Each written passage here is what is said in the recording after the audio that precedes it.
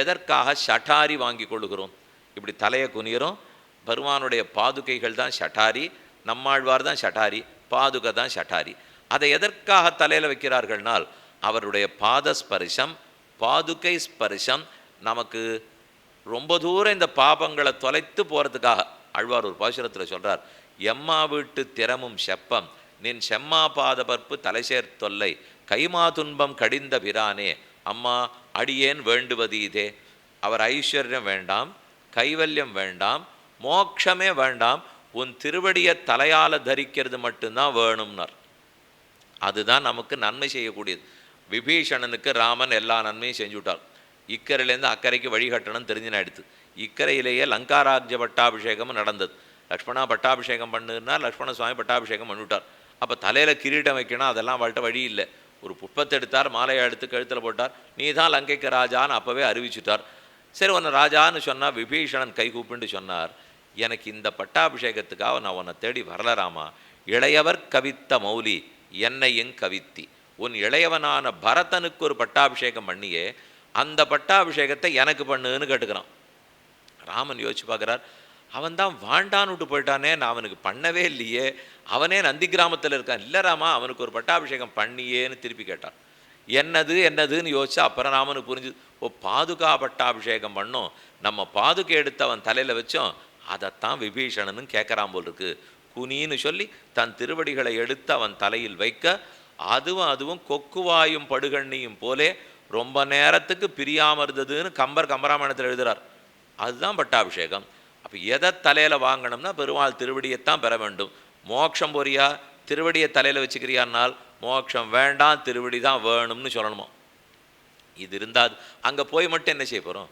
அதே திருவடிகளுக்கு கைங்கரம் பண்ண போகிறோம். அதை நான் இருக்கிற இடத்துல தலையில் வைக்கிறேன்னு சொன்னால் இல்லை நான் வைகுந்தத்துக்கு தான் போகிறேன்னு சொல்லுவேனா? அவர் எங்கே திருவடியை கொடுக்க போகிறாரோ அத்தை பெற போகிறோம்.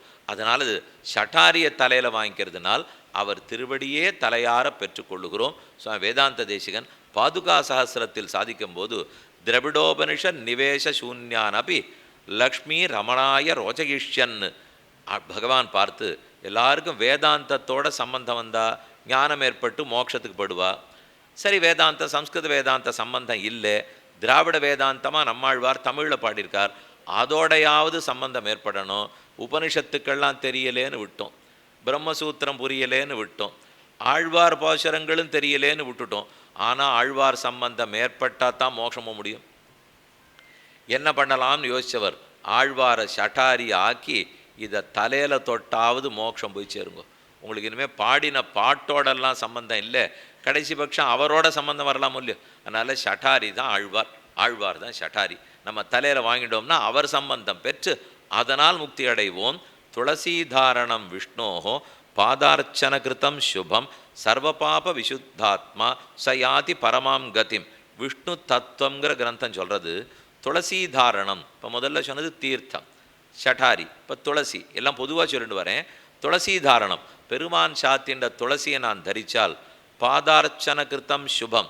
வெறுமை தரித்தது மட்டும் இல்லை, அவர் திருவடியில் கேசவாய நமஹா, நாராயணாய நமஹா, மாதவாய நமஹா அப்படின்னு சொல்லி துளசியை சேர்க்குறாளோ இல்லையோ, அர்ச்சனை பண்ணி சேர்க்கப்பட்ட துளசியை பெற்றுக்கொண்டால் இன்னும் முக்கியத்துவம் அதுக்கு. சர்வபாப விசுத்தாத்மா, எல்லா பாபங்களில் நின்றும் சுத்தி அடைகிறான். சயாதி பரமாம் கதி, அவன் பரமமான கதியை பெற்று விடுகிறான், திரும்ப வருவதில்லை. ஹரிபாதார்ச்சிதம் சுத்தம் துளசீதளம் ஆதராத் சிரசா தாரையேத் மைத்ரியா பிரம்மஹத்யாதி விர்முச்சதே. பிரம்மஹத்தி தோஷத்திலேருந்து கூட விடுபட்டு விடலாம். இன்னது வேணும், ஹரிபாதார்ச்சிதம், ஹரியனுடைய திருவடிகளில் அர்ச்சனை பண்ணப்பட்டதாய், சுத்தம் ரொம்ப தூய்மையானதாய், துளசீதளம் ஆதராது, அப்படிப்பட்ட துளசி தளத்தை ஆதரத்தோடு வாங்கி கொண்டு சிரசா தாரையேத் மைத்ரியா, நட்போட கூட நம்முடைய தலையால் தரித்தோம் என்றால் பிரம்மஹத்தி தோஷம் கூட விலகி விடுகிறது அப்படின்னு விஷ்ணு தத்துவத்தில் புராணம் சொல்கிறது. நாளை பெருமானுடைய சன்னதியில் தீர்த்தம், சடகோபன், திருத்துழாய் இவை வழங்கப்படுகின்றன. இதே தான் தாயார் சன்னதியிலையும் இந்த கொடுக்கப்பட்டதுக்கெல்லாம் அதே அர்த்தம். இது தவிர மஞ்சள் காப்பு கொடுக்கப்படுறதே, குங்குமம் கொடுக்கப்படுகிறதேன்னா ரெண்டு காரணம். மஞ்சள் காப்பு, மஞ்சள் என்பது மங்களத்துக்கு அடையாளம். உலகத்துக்கெல்லாம் மங்களத்தையே நல்க வேண்டியவள் பெரிய பிராட்டியார் மகாலட்சுமி. அதனால் அவளோட எப்பவுமே கூட இருக்கிறது மஞ்சள். அது ஏன்னு கேட்டினால் அதே பதில் தான். தர்ப்பத்தை வைத்து கொண்டு தர்ப்பணம் வேணும். ஏன் வேண்டாமே? நான் வேற எதையானு ஒன்று நாளையிலேருந்து சொல்கிறேன்னா சொல்லுங்க, சொல்லலாம். ஆனால் அது சாத்திரம் ஒத்துன்றதா இருக்காது. தர்ப்பத்தை வச்சுன்னு தான், குஷத்தை வச்சுன்னு தான் தர்ப்பணம்னா அதை கொண்டு தான். எள்ளுன்னு சொல்கிறீர், எள்ளை வச்சுன்னு தான் அமாவாசை பண்ணணுமா? எள்ளை வச்சுன்னு தான் இந்த சாத்தங்கள்லாம் பண்ணணுமா? நாளிலேருந்து நான் கோதுமையை வச்சுன்னு பண்ணுறேனேன்னா சொல்லலாம். எடுபடாதுன்னு கோதுமையை வச்சுன்னு பண்ணுறதுக்கு வேற எத்தையோ அவர் சொல்லியிருக்கார். எள்ளை வச்சுன்னு பண்ணுறதுக்கு இதை சொல்லியிருக்கார். காக்காய்க்கு கொடுக்கணும், பிண்டத்தை கொண்டு போய் வச்சுட்டு காயின்னு கூடுவா சாதம் பண்ண உங்களுக்கே தெரிஞ்சிருக்கும். காக்காவுக்கு பொண்ணை கொடுக்கணும். இல்லை நாளிலேருந்து நான் கழுகை கூப்பிட்டு தான் கொடுப்பேன்னால் சொல்லிட்டு இருக்கலாம்.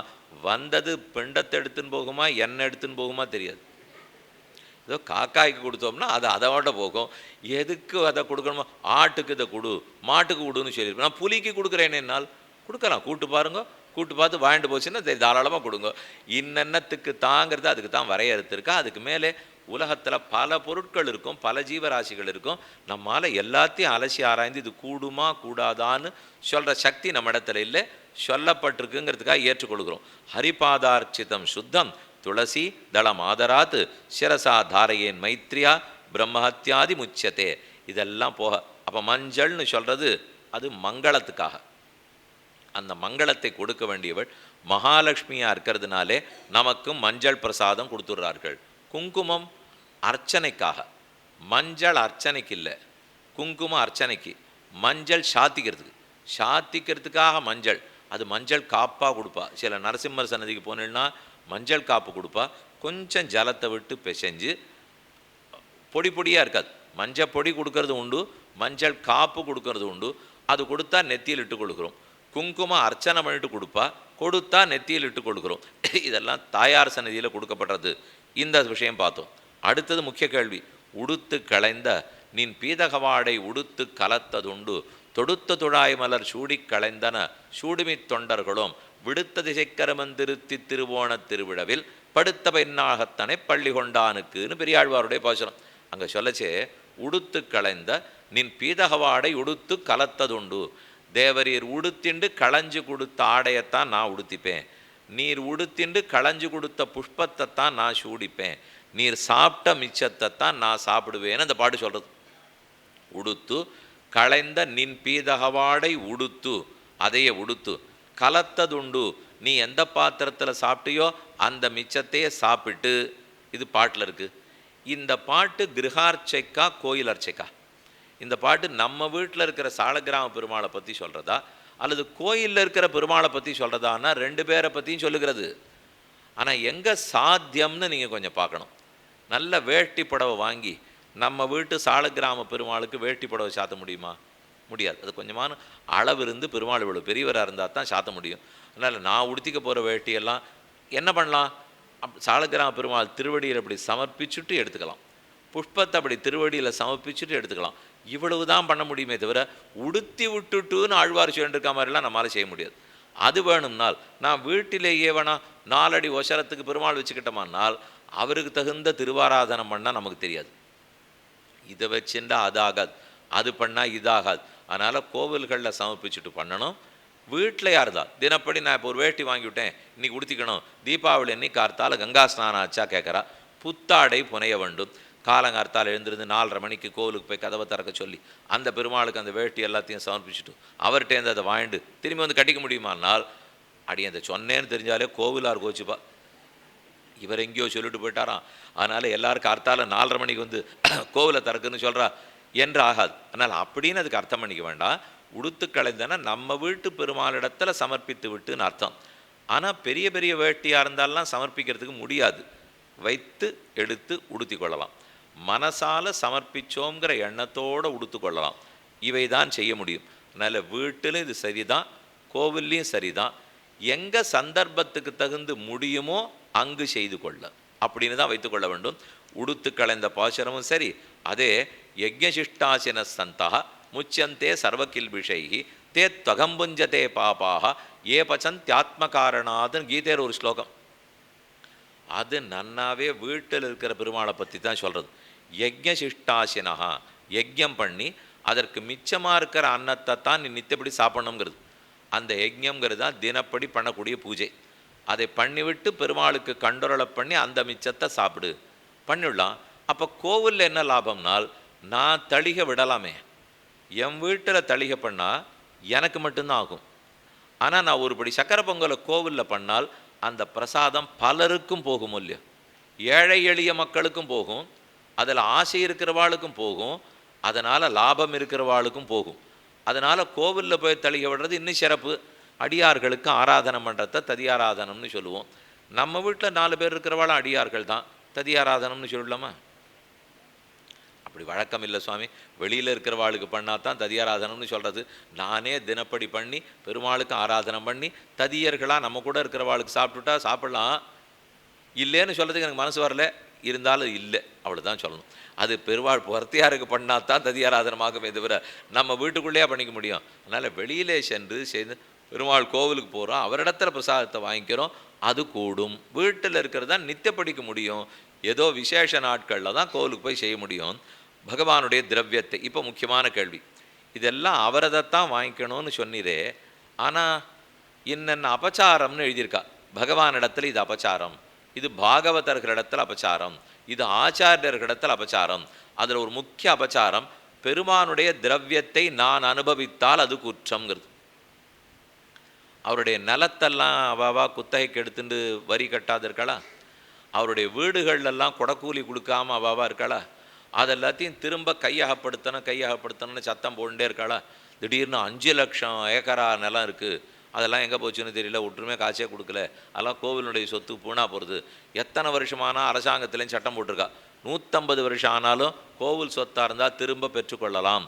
அப்படி பல சரித்திரங்கள்லாம் இப்படி படிச்சுட்டே இருக்கும். அப்படியே சட்டத்திட்டங்கள்லாம் வந்துட்டுருக்கு. அப்படி இருக்கும்போது அவர் சொத்து கூடாதுன்னு தானே இருக்குது. நீரானா 1.5 மணி நாழியாக எல்லாமே அவர் தான் சாப்பிடணும்னு சொல்லிகிட்டே இருக்கிறே, இது கூடுமா கூடாதா? நிச்சயம் கூடும். அவருடைய சொத்தில் தான் நம்ம வாழ்ந்தாகணும். ஜகத்தே அவருடைய சொத்து தான், அவர் பிரசாதத்தில் தான் வாழணும். ஆனால் என்ன சொல்ல வருதுன்னால், இந்த நிலத்தினால ஒரு சம்பாத்தியம் போய் அதனால் அந்த கோவில் நடக்கணும்னால் அந்த நில சம்பாத்தியத்தை நிறுத்துறதுக்கு நீ காரணமாகாதே. இந்த வீடு வாடகையினால் போய் அதனால் கோவில் நடக்கணும்னா அதை நிறுத்துறதுக்கு காரணமாக நீ இருந்துடாதே. இதே அந்த நாளில் எத்தனை ராஜாக்கள் மானியம் கொடுத்துருக்கா? கோவிலை சுற்றி இன்றைக்கும் பல க்ஷேத்திரங்களில் போய் பாருங்க, உள்ளே இருக்கிறது மானியமாக அங்கே இருக்கிற கைங்கரப்பரர்களுக்கு தான் கொடுத்துருப்பா. அர்ச்சகர்களுக்கு இந்த வருஷம் முழுக்க வீடாக இருக்கும், அரையர் சுவாமிகளுக்கு இதெல்லாம் இருக்கும், பரிசாரகர்களுக்கு இதெல்லாம் இருக்கும். அப்படியே உள்ளே இருந்து கைங்கரம் பண்ணுறவாளுக்கே சுற்றி சுற்றி வீடு கொடுத்துருப்பா. அந்த வீடெல்லாம் அனுபவிக்கலாமா கூடாதான்னா? அவள் இருந்து தான் ஆகணும். இருந்து தர்ம சிந்தனை இருக்கிறவர்கள் தான் சுற்றி இருக்கணும். பேர் வச்சுன்னு விடுவோம் தர்மகர்த்தாக்கள் இருக்காளான. இன்றைக்கி பல கோவில்களில் தர்மகர்த்தாவே காணும். அப்படியே தர்மகர்த்தா இருந்தால் அவர்களுக்கு தர்ம சிந்தனை இருக்கணும். அதனால் யாருக்கெல்லாம் இன்றைக்கி மானியம் கொடுத்துருக்காளோ அதெல்லாம் கூடாது, அதெல்லாம் இருந்தாலே ஆபத்து, திருப்பி எடுத்துன்னு விடணும், எல்லாத்தையும் கோவில் தேவஸ்தானத்திடத்தில் ஒப்படைக்கணும்னு ஆரம்பிச்சுருப்பா. அது தப்பான செயல். அந்த ராஜா ஏதோ ஒரு கைங்கரியத்துக்காக யாருக்கோ அதை கொடுத்துருக்கார், அவர் அங்கே கூட இருந்து அந்த கைங்கரியத்தை பண்ணணும். ஆனால் இந்த வெறுப்பு நமக்குள்ளேயே வந்து நாமே போய் எழுதி கழுதாச்சு போட்டுருவோம். அவர் அந்த மாதிரி அதை வீட்டை வச்சுருக்கார், நீங்கள் எடுத்துன்னு விடுங்க, அவருக்கு ஒன்றும் கைங்கரியத்தில் இச்சை இல்லைன்னு சொல்ல பார்ப்போம். ருச்சி குறையலாம். கலியுகத்துக்கு தகுந்த மாதிரி அவரிடத்தில் அந்த இடம் இருந்திருந்தாலும் அவருக்கு அந்த கைங்கரியத்தில் கொஞ்சம் ருச்சி குறைஞ்சிருக்கலாம், விருப்பம் குறைஞ்சிருக்கலாம். அது குறைஞ்சதுங்கிறதுக்காக யாரையோ ஒருத்தர் கூட்டின்னு வந்து இல்லை இவர்கிட்ட இருக்க வேண்டாம் நீங்கள் சொல்ல போனீர்கள் என்னால், யார் கொஞ்சமான ஆசை இருக்கிறவாளோ எல்லாரையும் வெளியில் அனுப்பிச்சுட்டு, யார் இதில் சம்பந்தமே இல்லாதவர்களோ உள்ளே வந்து உட்கார்ந்து அங்கே இதை கட்டினோ அதை கட்டினோன்னு சொல்லிட்டு அந்த பெருமாளுக்கு வேண்டிய எதுவும் நடக்காது. யாருக்கோ எல்லாம் நடந்துட்டு இருக்குமே தவிர. அதனால் அந்த மாதிரி எண்ணத்தில் நாம் இருக்கவே கூடாது. அவரவர்களுக்கு கொடுக்கப்பட்டிருக்குன்னா அவர்கள் தான் இருக்க வேண்டும். அதனால் இப்போ ருச்சி குறைஞ்சதுன்னா கலியுகத்தில் ருச்சி குறைஞ்சிருக்கும். ருச்சி குறைஞ்சதை கண்டு நம்ம வெறுப்படையவே வேண்டாம், தாராளமாக அவர்கள்ட்ட எடுத்து சொல்லலாம். நமக்கு ருச்சி குறையாது இருந்ததா, இன்னொருத்தருக்கு ருச்சி குறைஞ்சுடுத்தேன்னு நாம் கவலைப்படணுமா? எனக்கு ருச்சி குறையாது இருக்கான்னு நான் முதல்ல உறுதி பண்ணிக்கணுமா? எனக்கு ருச்சி குறையலையான்னு தான் நான் பார்த்துக்கணும். அவர் ஒழுங்காக பண்ணலையே, இவர் மோட்சம் போவாரா, அவர் பண்ண வேண்டியதை பண்ணுவாரான்னா முதல்ல அடியேன் போகிறேன்னான்னு பார்ப்போம். அப்புறம்னா அடுத்தவர் மோட்சம் போகிறாரா இல்லையாங்கிறது கேள்வி. நான் போகிறேனான்னு எனக்கு தெரியாது. இது இவரான்னு இருந்தால் கேள்வி எழுதுவா. பீஷ்மாச்சாரியர் மோட்சத்துக்கு போனாரா, தசரதன் மோட்சத்துக்கு போனாரா, ஏன் அவர் போகவில்லை, ஏன் அவர் போனார்? ஒரே பதில் தான், நீர் போவீரா பாரும். நான் போவேனான்னு பார்க்குறேன். பதல்ல பார்த்து நிச்சயப்படுத்தினுட்டுனா அவர் போனாரா இல்லையாங்கிறது. இன்றைக்கி இல்லாட்டா நாளைக்கு போயிருக்கு போகிறார், நேற்றுக்கு இல்லாட்டா இன்றைக்கி போயிருக்கு போகிறார். இதை பற்றி விசாரம் பண்ணி லாபம் இல்லை. அதனால் நமக்குங்கிறது இன்ன பக்தியை வளர்த்துண்டமா போனோமா, அது இவர்கள்ட்ட நிலம் இருக்கக்கூடாது, அவர்கள்ட்ட இருக்கக்கூடாது, இவர்களை வெளியேற்று அவர்களை வெளியேற்றுன்னு பேசி கொண்டு இருந்தோம்னால் ஆகாது. அந்த நாளில் தர்ம சிந்தனை இருக்கிறவர்களுக்காக ராஜாக்கள் கொடுத்துருப்பா. அவர்கள் இருக்கிறார்கள், கைங்கரியம் பண்ண வேண்டும். அது நாம் மாற்றணும்னு போன இல்லை. எனக்கு அந்த வீடு கொடுத்துருந்தா நன்னா உபயோகப்படுத்திருப்பேன். என்னால் கொடுக்கலையே, அதுக்கு என்ன பண்ண முடியும்? இல்லை இல்லைன்னா இல்லை. ஆனால் நான் ஒரு வீடு வாங்கலாம். வீடுன்னா பெரு வீடுன்னு வைகுந்தத்துக்கு பேர். அந்த வீட்டை கொடுக்கறதுக்கும் போகிறதுக்கும் ஒத்தரும் தடங்களே சொல்லலை. அந்த முயற்சியில் இறங்க வேண்டிதான். அதுக்கு தான் இந்த பிரசாதமே பெற்றுக்கொள்கிறோம். அதனாலே பகவத் திரவியத்தை நாம் அனுபவிக்கலாமா? கூடுமானால் கூடும். எல்லாம் அவருடைய திரவியம்தான். அவ்வளவு ஏன்? முக்கியமான ஒரு பிரமாண வாக்கியம் இருக்குது. சரீரம் அர்த்தம் பிராணஞ்ச சத்குருபியோ நிவேதையேத். என்னுடைய உடல், எல்லா சொத்து பத்து, உயிர், இது எல்லாத்தையும் ஆச்சாரிய நடத்தில் சமர்ப்பிச்சுடுங்கிறது. சாமி சமர்ப்பிச்சுட்டு நான் வாழறதா வேண்டாமா? நான் இருக்கணுமேனால் அவர் கொடுத்த சொத்தில் வாழுங்கிறது. அவர் நமக்கு இப்போ அடி என் வீட்டில் இருக்கேன்னு இல்லையோ, அடி ஆச்சாரியனாரோ அவரிடத்துல மனசால சமர்ப்பித்து அவர் நீ இந்த வீட்டிலேயே இரு, தொடர்ந்து வாழுன்னு சொல்லி அடியை வாழ்ந்துட்டுருக்கேன். அதான் உண்மை. அப்படின்னு நீர் ஆவணங்கள்லாம் எழுதி வச்சுருக்கிறா சுவாமின்னா இல்லை, மனசால தான் நினச்சிட்டுருக்கேன். இல்லைன்னா எல்லாருமே ஆச்சாரியனை போய் பற்றும்போது வீட்டு பத்திரத்தை மாற்றி எழுதிவிட்டு அப்புறம் ஒரு தரம் அவர் கொடக்கூலிக்கு எனக்கு அந்த வீட்டை கொடுத்து நான் அதில் இருக்கிறதா சொல்லிண்டு இதெல்லாம் யாரும் இருக்கிறதா தெரியல. ஆனால் பிரமாணம் இருக்குது. சரீரம் அர்த்தம் பிராணஞ்ச சத்குருபியோ நிவேதையத். என் சரீரமாக இருக்கட்டும், சொத்தாக இருக்கட்டும், உயிராக இருக்கட்டும், அவருக்கு சமர்ப்பித்து இருக்கிறோம்னால் அப்போ புளியோர தத்தியானம் வேண்டாம் தப்பான்னு? தப்பில்லை, வாங்கி கொள்ளலாம். அப்போ பகவத் பிரசாதத்தை அவர் அனுமதியோடு வாங்கி கொள்ளணும் தான் சாஸ்திரங்கள் சொல்லுகின்றன. இதை பார்க்க வேண்டிய கண்ணோட்டத்தில் சூக்ஷ்மமான கண்ணில் பார்க்கணுமே தவிர ஸ்தூலமாக பார்த்துட்டு நிலபலம் கூடாதுன்னு சொன்னால் அதை போல் பிரசாதமும் கூடாதுன்னுட்டா என்று தப்பர்த்தம் பண்ணக்கூடாது. நிலபலனும் கூடும். அந்த கைங்கரியத்துக்காக மானியம் வழங்கப்பட்டதாக இருந்தால் அதுவும் கூடும். கூடுங்கிறதுக்காக நான் எல்லாத்தையும் எடுத்துனுடலாமான்னால் அது கூடாது. பார்த்தா ஒரேபடியாகத்தான் பார்ப்பேன்னு சொல்லக்கூடாது. சூக்ஷ்மதரிசியாக இருக்க வேண்டும். சாஸ்திரம் சொன்னபடிக்கு தேடி பார்க்க வேண்டும். அந்த நாளில் தர்மிஷ்டர்களுக்கு, தர்ம சிந்தனை இருக்கிறவாளுக்கு ராஜாக்கள்லாம் கொடுத்து வச்சுட்டா. காலப்போக்கில் தர்ம சிந்தனை குறைஞ்சி போச்சு. அவர்களை பார்த்தா நமக்கு வெறுப்பாக இருக்கும். இவர்களுக்கு கொடுத்ததை வச்சு நீ எவ்வளவெல்லாம் பண்ணலாம், எங்கிட்ட இருந்தால் எவ்வளோ பண்ணுவேன்வா. நல்ல வேலை இல்லை அப்படின்னு தான் சொல்லிக்கொள்ள வேண்டும். அப்போ அவரிடத்துல அது இருக்குன்னா நடக்கும், இன்றைக்கி இல்லைன்னா நாளைக்கு நடத்தி கொள்வார்கள். எதை பார்த்தும் வெறுப்படைகிறது பக்தனுக்கு அடையாளமே இல்லை. எதை பார்த்தும் விருப்பப்பட்டு இன்னும் செய்ய முடியுமா என்று பார்க்கறது தான் நமக்கு அடையாளம். துரியோதனனுக்கு என்னாச்சு? கூட பிறந்தவர்கள் தாயாதிகள். இந்த தாயாதிகள் பேரில் வெறுப்புனாலே யாரையோ கொண்டு உள்ளே சேர்த்தானோ இல்லையா. அதனால் என்னாச்சு? ரெண்டு கட்சியும் உடஞ்சி போச்சு. இதுவும் போச்சு அதுவும் போச்சு. இதுதான் அவன் சாதிச்சது. இது துவாபர யுகத்தில் நடந்தது. கலியுகம் நம்ம தேசத்திலே துருஷ்கர்கள் படையெடுப்பு, ஆங்கிலேயர்கள் படையெடுப்பு, இங்கேயே இருக்கிற சில ராஜாக்கள்லாம் அவர்களோட கைகோத்து கொண்டு அவர்களுக்கு தகவல்கள்லாம் கொடுத்து அதனால் என்ன ஆபத்தாச்சு? 1000 வருஷம் விட்டோம். அதான் ஆபத்து. இது நமக்கு நாம் இல்லை அந்த மாதிரிலாம் பண்ணக்கூடாது, யாருக்கும் கை காட்டக்கூடாது, காட்டி கொடுத்துடக்கூடாது, நமக்குள்ளே பார்த்துக்கணும்னாலே உங்களுக்குள்ளே இருந்தால் அது இந்து தர்மத்தில் இருக்கிற சகிப்பில்லாத்தன்மையை காட்டுகிறதுன்னுவா. எப்படி திரிச்சு பேசுவாள்னு நம்ம தான் புரிந்து கொள்ள வேண்டும். சொல்லும்போதே இந்து தர்மமாக இருந்தால் தான் எல்லாரையும் ஏற்றுக்கொள்ள வேண்டும், எம்மதமும் சம்மதம்னு ஏற்றுக்கணும் அப்படிலாம் எங்கேயும் சொல்லலை. எல்லா ஜீவராசியும் ஏற்றுக்கணும், ஒருத்தருக்கும் துன்பம் கொடுக்கக்கூடாதுன்னு சொல்லியிருக்கே தவிர எல்லா மதமும் சம்மதம்லாம் இந்து தர்மத்தில் சொல்லப்படலை. ஆனால் அது சொல்லாதவனை என்ன வேணால் பண்ணலாம்னு இது சொல்லலை. யாரோடையும் எந்த வம்புக்கு நம்ம போக முடியாது. எல்லாரும் வாழ்ந்து தான் ஆக வேண்டும். ஆரிடத்துலையும் குற்றமே நினைக்கக்கூடாது. வாஸ்தவம் தான். அதுக்குன்னு என்னுடைய சம்பிரதாயம் உயர்த்தி நடக்கக்கூடாதுன்னு சொல்லலை. அந்த தர்மம் வாழ்ந்ததுன்னா தான் உலகத்தில் எல்லா தர்மமுமே வாழ முடியும். இந்த சனாதன தர்மம் வாழாத படுத்தினால் பாக்கி இருக்கிறது எல்லாத்தையுமே வாழ விட மாட்டார்கள். அவ்வளவு சகிப்புத்தன்மை கூட இருக்கக்கூடிய இந்த தர்மம் நம்ம புரிஞ்சுக்கணும். அதனால் அப்படி தன்மையுடையராய் எஸ்ய நாகங்கிருதோ பாவா புத்திர் எஸ்ய ந லிப்பியத்தே ஹத்வாபி ந ச இமான் லோகான் ந ஹந்தி ந நிபத்தியத்தே. கண்ணன் கீதையில் 18வது அத்தியாயத்தில் சாதிக்கிறார். நீ கொன்னுடுவேன் அர்ஜுனா பயப்பட்டு இருக்கியே, நீ இப்போ கொல்லவே போகிறது இல்லைன்னார். அவன் அதுக்கு அடுத்தது லட்சக்கணக்கானோரை கொன்று இருக்கான். ஆனால் கண்ணன் நேர சொல்கிறார் நீ கொல்லவே போகிறது இல்லைன்னு. எஸ்ய நாகங்கிருதோ பாவா, இது என்னதுங்கிற எண்ணம் இல்லாதவனுக்கு என்ன செய்தாலும் அவனுக்கு அந்த பாபம் வராதுங்கிறார். எஸ்ய நாகங்கிருத்தோ பாவா புத்திர்யஸ்ய நிலிப்பியதே. யாருக்கு பலத்தில் விருப்பமே இல்லையோ, அகங்காரம் இல்லவே இல்லையோ, எனக்காக அவன் செய்கிறானோ, ஹத்வாபிச இமான் லோகான், நீ 4 பேர் அதனால் கொன்னாலும் உனக்கு அந்த கொன்ற குற்றமே வராது. இது எதுக்காக சொன்னேன்னால், இப்போ கொல்லலாமா கூடாதாங்கிறதுக்காக இங்கே பேச வரல. நான் சொல்ல வந்தது, என்னுடையது இல்லை, நான் செய்யவில்லை, இந்த எண்ணத்தோட பிரசாதம் பெற்றுக்கொண்டால் அது அவன் பிரசாதமாக இருக்கும். நாமே எடுத்துனுட்டோம், பெருமாளுடைய சொத்தை எடுத்துனோங்கிற தப்பு வராது அப்படிங்கிறதுக்காக சொன்னேன். நல்ல தார்மிகர்களிடத்தில் இடம் கொடுக்கப்பட்டிருந்தால் இருக்கத்தான் இருக்கும், அதை பெற்று கொள்ளலாம். இது அவர்கள் தான் தொடர்ந்தும் வாழ்ந்து வர வேண்டும், வந்தால் தான் அதுக்கு ஏற்றம் இருக்கும். இப்போ கடைசி கேள்வி, இந்த பொதுவான கேள்விகளில் நாம் உபகாரத்தை சமர்ப்பிக்க வேண்டுமா, கையில் வாங்கி கொண்டு போக வேண்டுமா? அப்படி வாங்கிட்டு போனாலும் 4 பழம் கொடுத்தா அர்ச்சக சுவாமி அப்படியே அந்த 4 பழத்தை திருப்பி கொடுத்துட்றார். இது என்ன பிரசாதம்? நான் வாங்கிட்டு போனதை திருப்பி கொடுத்துட்றார். இல்லை இவர் வாழைப்பழம் கொடுத்து நான் ஒரு வேளை மாதுளம்பழம் கொடுத்துருந்தாலும் மாற்றி போனாலும் போகும். என்ன கொடுக்குறாரோ அதை வாங்கிட்டு வந்துடணுமா, இல்லை அவரிடத்துல கொடுத்துட்டு நாம் எடுத்துன்னு வரணுமா? நம்ம கொடுத்தது தான் நமக்கு வரணுமா, புறத்தியார் கொடுத்தது நமக்கு வரலாமா? எதுன்னு தோணும். முதல்ல வாங்கிட்டு போனோம்னு புரிஞ்சுப்போம், அதுக்கப்புறம் மற்ற கேள்விக்கெல்லாம் வருவோம். போகும்போது எத்தையாவது கையில் ஏந்தி கொண்டு தான் போக வேண்டும். அது கோவில் வாசலில் வாங்குறவாளும் இருக்கா, இல்லை புஷ்பத்தை வாங்கி கொடுத்து அனுப்பிச்சுடுறவாளும் இருக்கா, தானே உதிரிப்பூவை வாங்கி தொடுக்கிறவர்களும் இருப்பா, இல்லை முழமாக புஷ்பம் வாங்குறவர்களும் இருப்பா. அதெல்லாம் போய் கொடுத்தாலே யாருக்கோ போகிறது சுவாமி, அதை விட பேசாத ஏழைகளுக்கு நான் கொடுத்துட்றேன் அப்படின்னு பேசுகிறவாள் இருப்பா.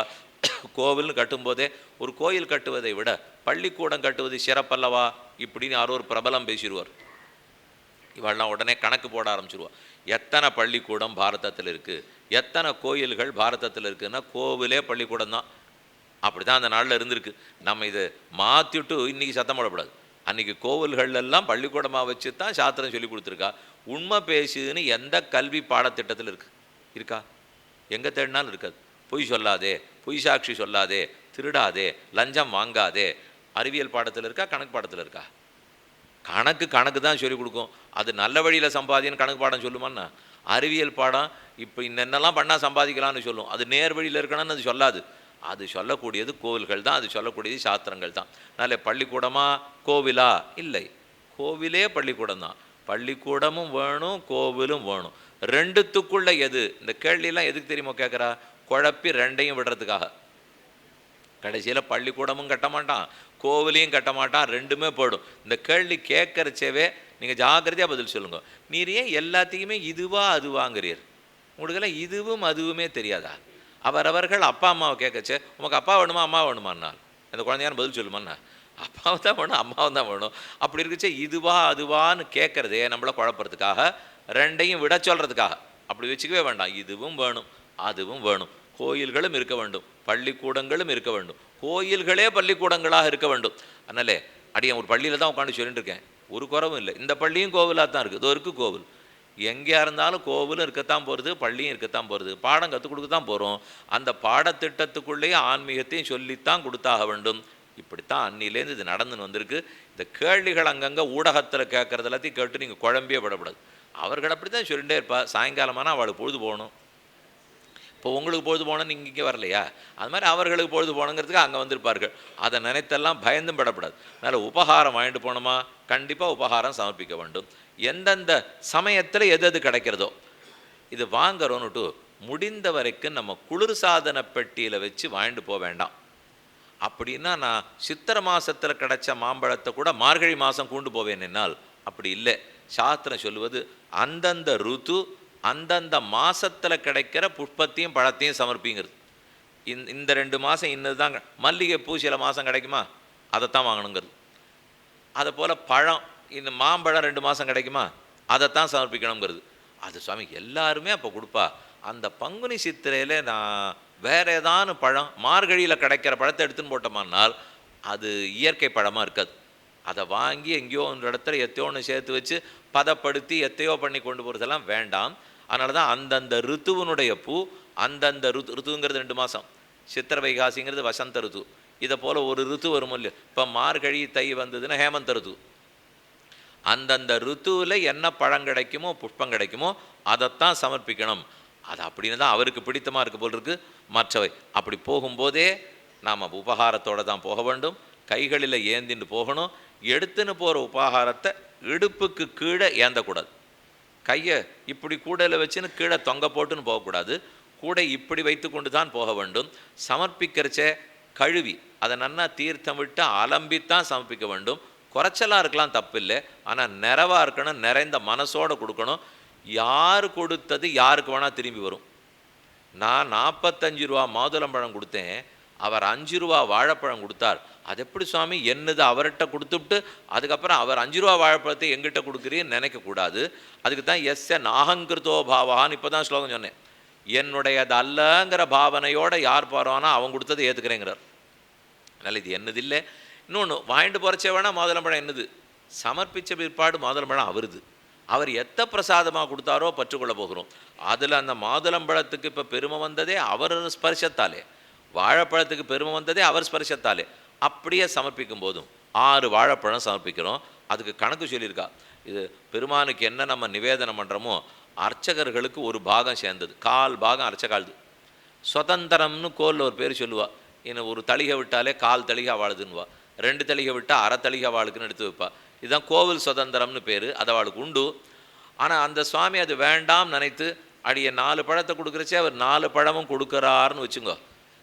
கடைசி பட்சம் ஒரு சின்ன பிரார்த்தனை வைங்கோ, இல்லை 1 பழம் சுவாமி வச்சுக்கலாம், 2 பழம் சுவாமி வச்சுக்கலாம், பாக்கியை கொடுக்கான்னு சொல்லலாம், தப்பில்லை. இல்லைன்னார்னால் சரி அவர் தம்பாகத்தையும் நம்ம கொடுக்குறாருன்னு அர்த்தம்.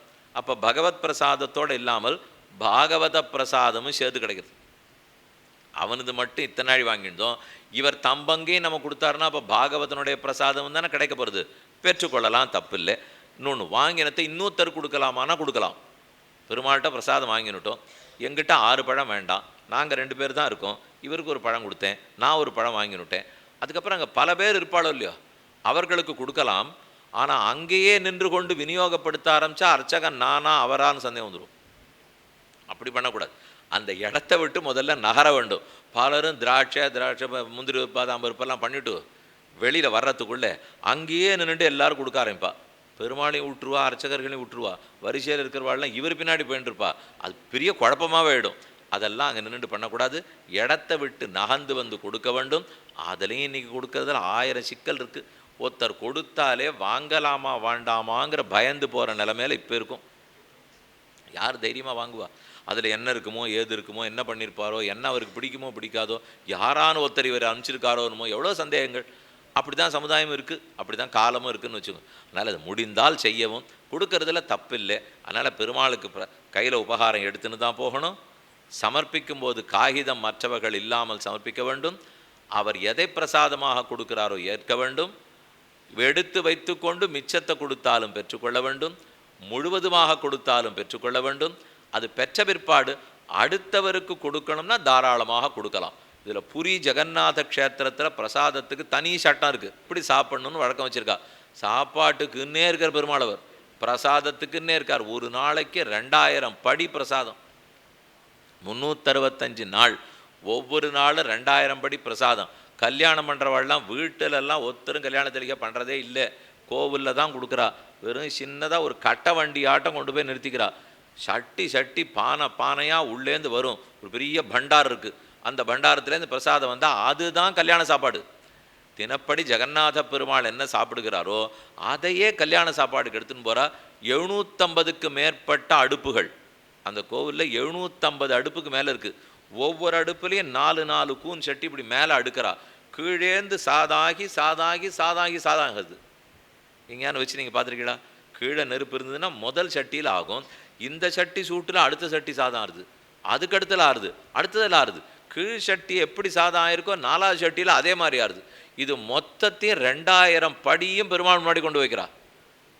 நாம இருந்தால் வீட்டில் பண்ண தளிகைக்குள்ளேயே ஒரு சின்ன சிப்பத்தட்டை எடுத்துட்டு பண்ணியிருக்கிற ஒரு 1/4 வீச காய்கறியிலேருந்து ஒரு கவளம், இந்த இப்போ கணுப்பிடி அன்னைக்கு காக்காப்பிடி கணுப்பிடி வைப்பா பாருங்கள், அதை போல் இது கொஞ்சம் அவர் அதுக்கு மேலே சாப்பிட்டா வயத்து வலியாக ஈடுபடுமா, இல்லை உலகமுண்ட பெருவா எனக்கு தான் முடியாத படுமா.